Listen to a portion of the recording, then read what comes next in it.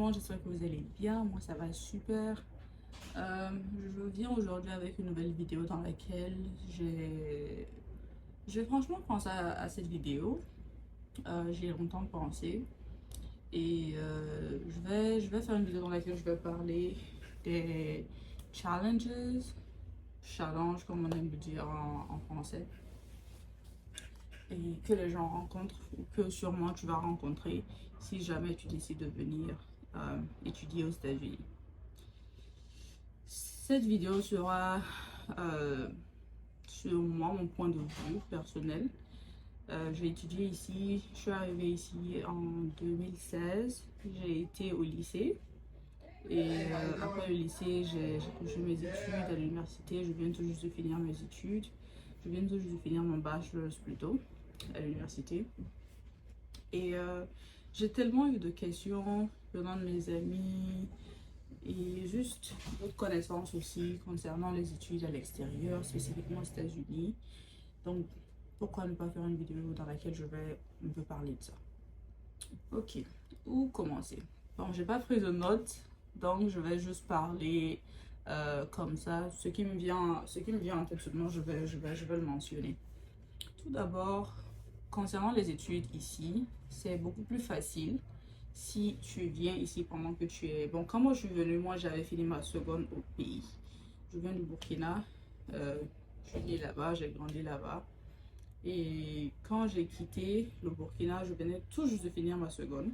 Et quand je suis arrivée ici, j'ai pu continuer le lycée vu que je n'avais pas d'abord fini, je n'avais pas encore fini le lycée. Donc, naturellement, j'ai terminé mon lycée, faire le bac là-bas, ce qui est équivalent du bac. Et la terminale, ici, on appelle ça 12th grade. Et ça a été au début, c'était pas facile.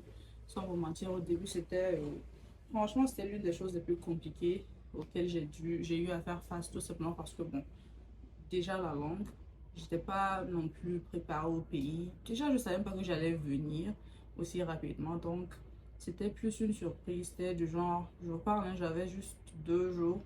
Je me rappelle, c'était un jeudi, non? Ou un mercredi, je dormais à la maison.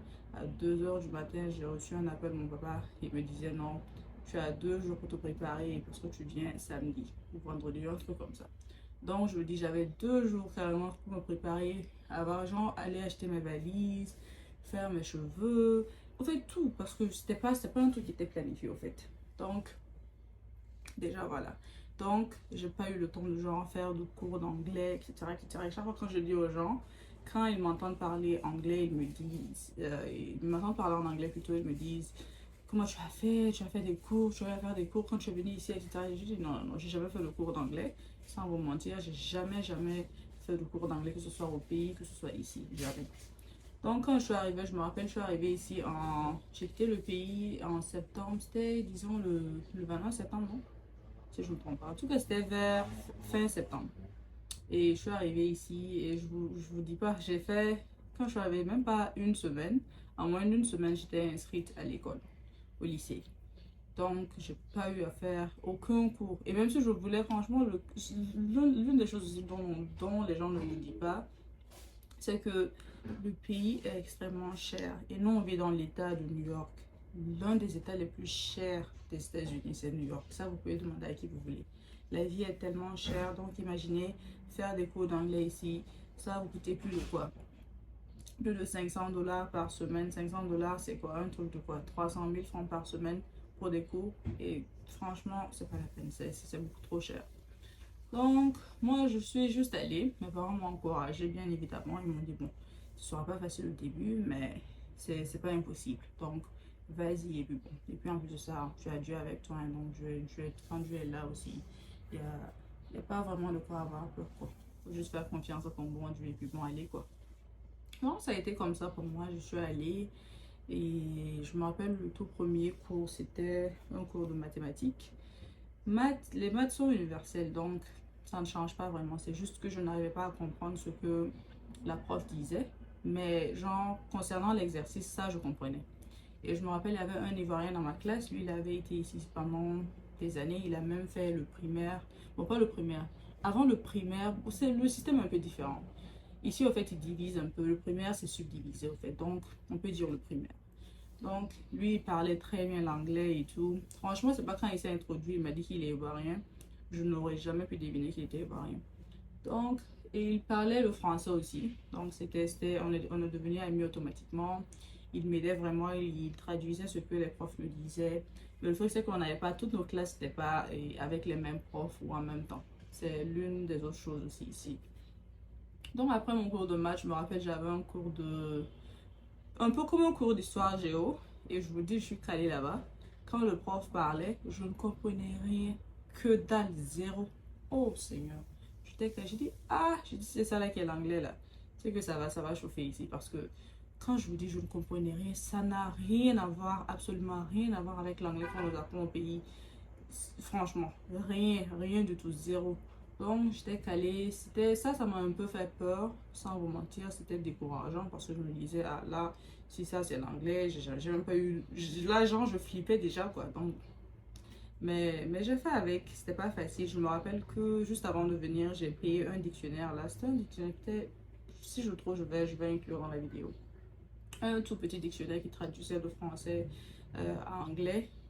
Et tout le temps, j'amenais le dictionnaire avec moi en classe. J'amenais ça avec moi en classe, petit à petit. Donc, chaque fois quand les profs disaient un truc, quand je captais un mot, je flippais genre mon dictionnaire, juste pour pouvoir voir la signification du mot. Et puis bon, j'essayais de retenir ça, petit à petit, petit à petit. Et après ça, il y a un autre Burkinabé qui est venu. On a eu affaire. Bon, il était déjà là, mais on n'avait pas, genre, nos routes ne s'étaient pas vraiment croisées. Et actuellement, c'est vraiment comme un frère pour moi. Donc, je suis tellement contente de l'avoir connu. Et bien sûr, il était burkinabé, donc il parlait aussi français. Et on est devenus amis automatiquement.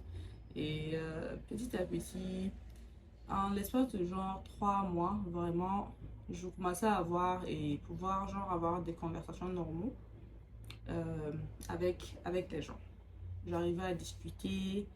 C'est pas comme si je parlais très bien non plus, hein, mais bon, c'était, il y avait du progrès au fait. Donc, et franchement, quand je n'ai pas eu à faire de cours, rien, c'est juste avec, à travers discuter avec les gens, essayer de parler en classe, etc., etc. C'est juste un truc comme ça, et petit à petit, bon, ça allait quoi. Et ouais, franchement, ce qui s'est passé pour moi. Et après, quand je suis venue, ouais, j'ai fait, ils appellent ça 10th grade, ou bien c'était 9th grade, je me souviens pas trop. Et après ça, il y avait l'année qui a suivi. Au fait, les notes, ça allait, j'arrivais maintenant à suivre, je comprenais très bien, j'arrivais à parler avec les gens. Et au fait, je n'avais plus peur. Au fait, le côté timidité même, ça n'existait plus au fait. Ça n'existait plus. C'est l'une des choses, c'est que ça te pousse vraiment. C'est ça aussi l'avantage de venir quand tu viens et puis tu continues au lycée ou bien au primaire avant d'aller à l'université. Donc, c'était très avantageux pour moi. Parce que si par exemple j'étais venue et j'avais fini mon bac au pays et que j'étais venue, ça allait être tellement plus compliqué. Parce qu'à l'université, personne n'a le temps de s'asseoir, causer avec toi, essayer. Non, les gens s'en fichent, personne n'a le temps pour ça. Donc, l'université, c'est complètement un autre monde, hein. Donc, l'avantage pour moi, je trouve, ce qui m'a vraiment aidé à apprendre l'anglais, c'est parce que je suis venue ici et j'ai continué au lycée. Donc, bon, après le lycée, tout allait bien, on a appliqué. J'ai appliqué, je pense que j'ai commencé à appliquer pour les universités. C'est en, c'est au tout début de la terminale. Comme je l'ai dit, le système est très très différent du système européen et puis bon, des autres systèmes. Donc bon, c'est au début, je pense que c'était en... Je me rappelle pas exactement c'est en quel mois, mais en tout cas, c'est au tout début de votre année de terminale que vous commencez à appliquer, à envoyer les applications. Bien évidemment, vous devez faire différents tests, différents examens. Ils ont des examens nationaux, tout comme par exemple au Burkina et dans les pays francophones de l'Afrique de l'Ouest, vous voyez, il y a le BPC, il y a le bac. Ce sont les deux qui sont en fait nos examens principaux. Mais ici, il y a d'autres trucs. Ils appellent ça Region. Ça, c'est un truc national dans tous les États-Unis. Peu importe où tu vas, tu es obligé de prendre cet examen-là.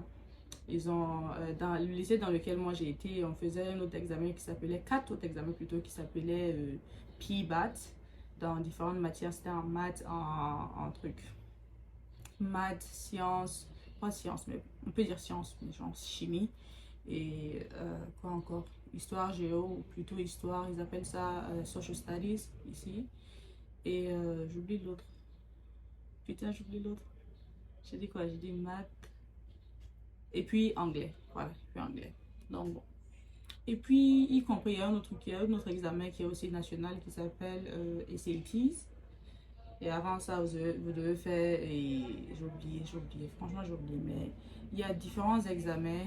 Et ensuite, il y a d'autres aussi, d'autres trucs que tu es obligé de passer forcément pour pouvoir avoir ton diplôme, pour pouvoir avoir ton bac. Donc, c'est un peu différent. Mais bon. Après, bon, après ça, on fait les applications et tout. Vous faites les examens. Il y a des examens qui commencent. Il y a certains examens qui commencent dès la première. Vous faites les examens et vous continuez avec les examens qui suivent en terminale.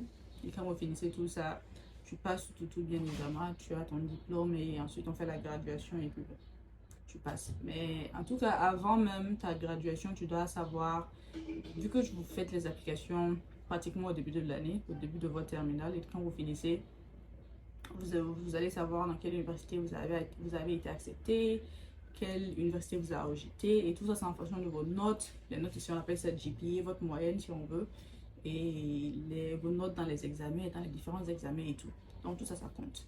Et ouais, et puis bon, en fonction de la liste des universités qui vont accepter, c'est à toi maintenant l'élève de décider parce que il y a le prix et l'un des challenges, l'un de nos challenges plutôt, quand il s'agit de l'université ici, c'est que quand tu n'as pas tes papiers, ça franchement, je ne sais pas comment en fait, à tel point c'est sérieux.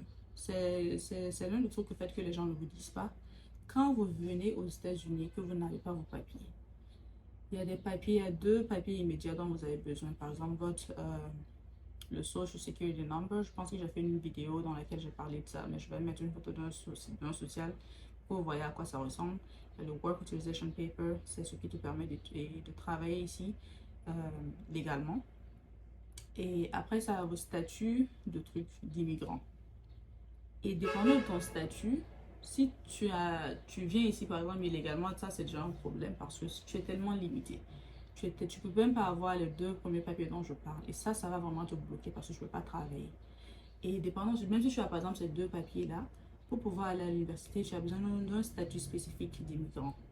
C'est pas juste genre venir avec le visa, ça ne te donne pas vraiment un statut. Le visa, ça te permet juste de quitter ton pays, venir ici. Et après les 6 mois, tu perds ton statut de genre visiteur ou étudiant ou peu importe. Pas étudiant, visiteur plutôt.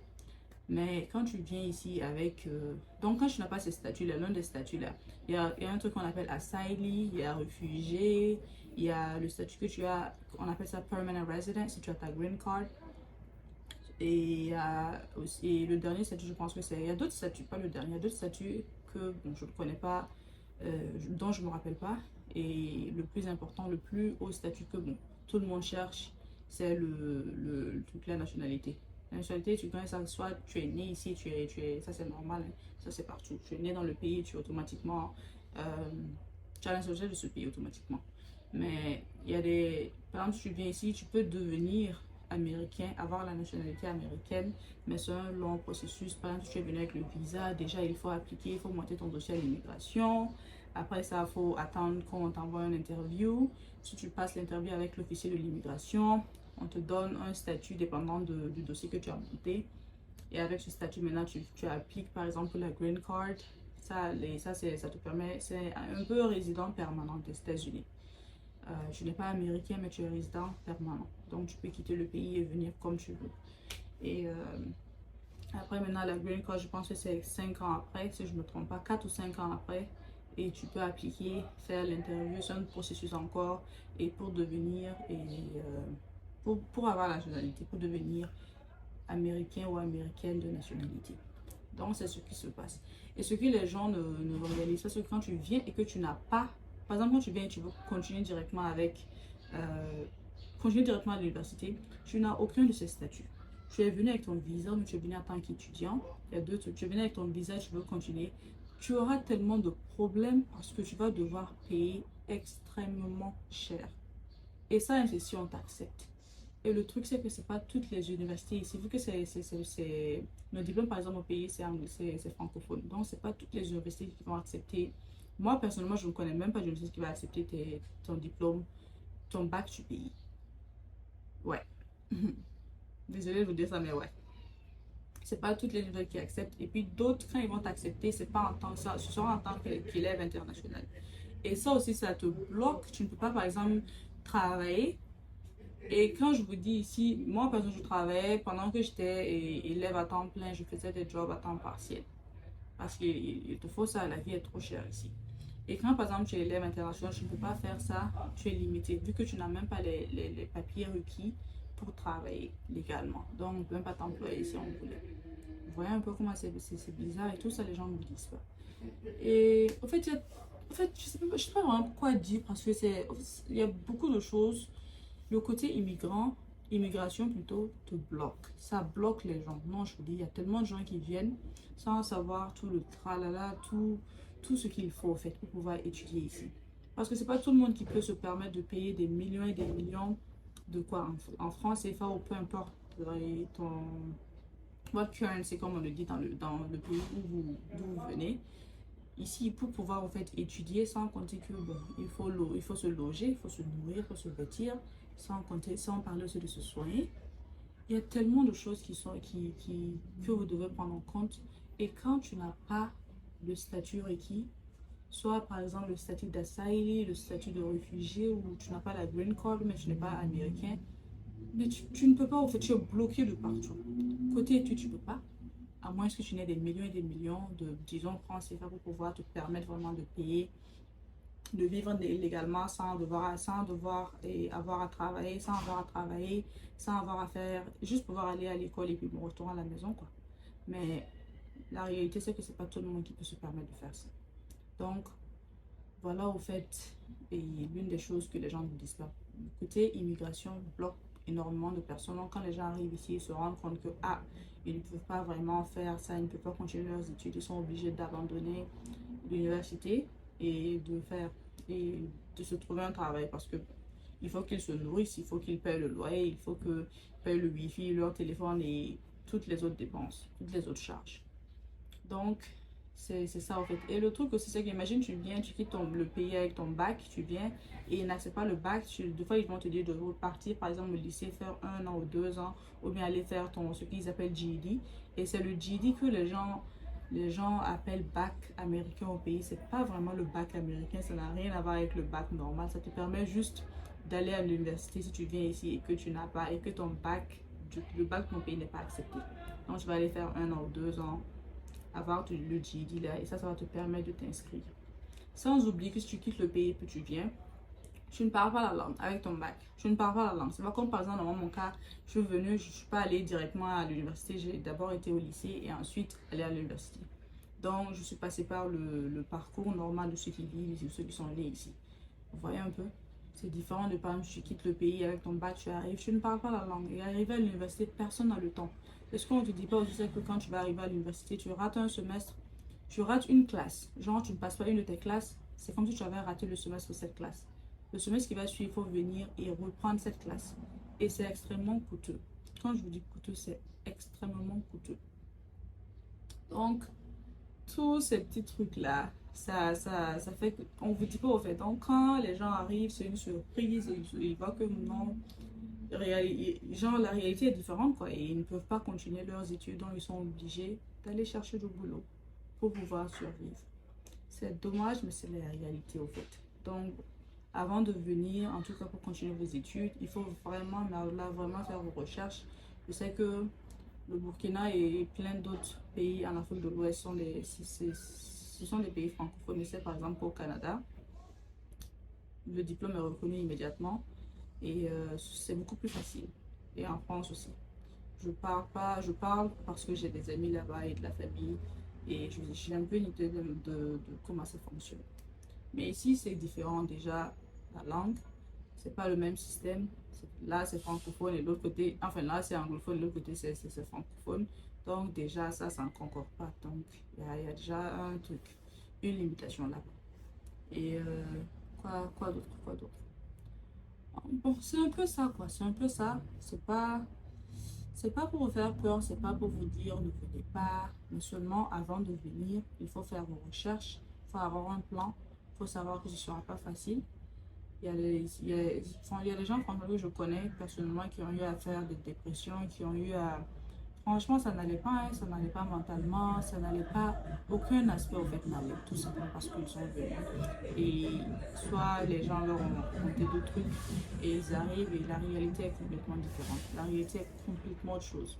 Mais je vous dis, si les gens, cherchez des gens vraiment qui sont honnêtes, qui vont accepter, vous expliquer, vous parler de la réalité, de ce à quoi la vie ressemble ici. Non seulement le côté financier, mais aussi surtout le côté immigration, parce que c'est là où tu seras bloqué. Si tu n'as pas le statut, les statuts dont j'ai mentionné avant dans la vidéo, franchement, tu seras tellement bloqué et tu vas sûrement te retrouver à faire truc, à faire, comment dire, à abandonner tes études et puis aller chercher du boulot. Et voilà, il y a une des choses à laquelle je pensais aussi, quand tu vis en tant qu'élève international, ce qu'on ne vous dit pas, il y a un truc ici qu'on appelle STEM, c'est S-T-E-M, et c'est la signification, c'est un acronyme pour Science, Technology, Engineering and Math. Science, c'est science, technology, c'est technologie, engineering, c'est ingénierie, et mathématiques, c'est mathématiques.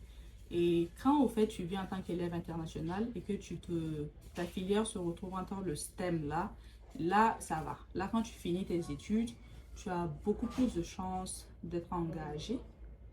Tout simplement parce que, je sais pas pourquoi ils font ça, mais dans le truc d'immigration là, pour avoir tes papiers, être légal et tout, pouvoir travailler et vivre ici sans problème, si tu viens en tant qu'élève international et que ta filière se retrouve en tant que ce STEM là, cette catégorie de STEM là, tu as beaucoup plus de chance. Et si la compagnie, par exemple, tu peux trouver une compagnie qui va accepter de te sponsoriser. Mais généralement, ils sponsorisent que ceux qui sont dans cette catégorie-là. Et par exemple, tu viens, tu fais un truc, je sais pas, communication ou je sais pas moi. Franchement, je n'arrive pas à penser à d'autres filières. Mais quand tu arrives et puis tu fais d'autres filières qui sont en dehors de ce système-là, de cette catégorie-là, c'est extrêmement compliqué.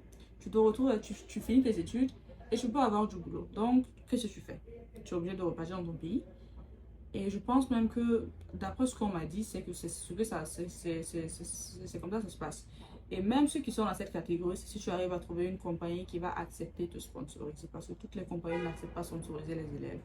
Donc, au fait, tout est compliqué quand tu n'as pas tes papiers.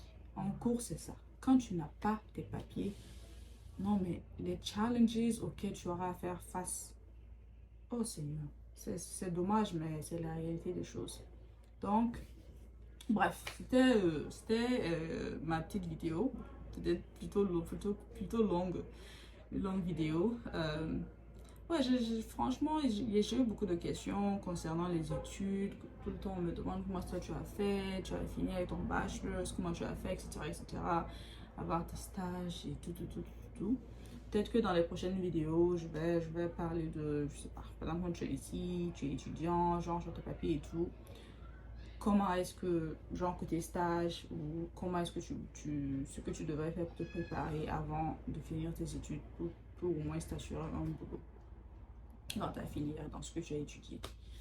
Peut-être ma prochaine vidéo sera sur ça. Mais bon, j'espère que cette vidéo va aider beaucoup de gens.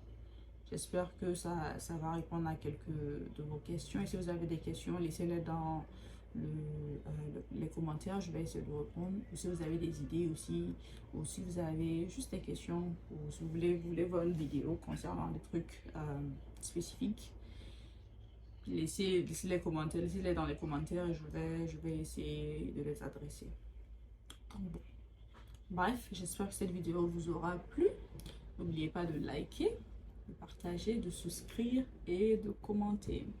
Et je vous verrai dans la prochaine vidéo. Bye!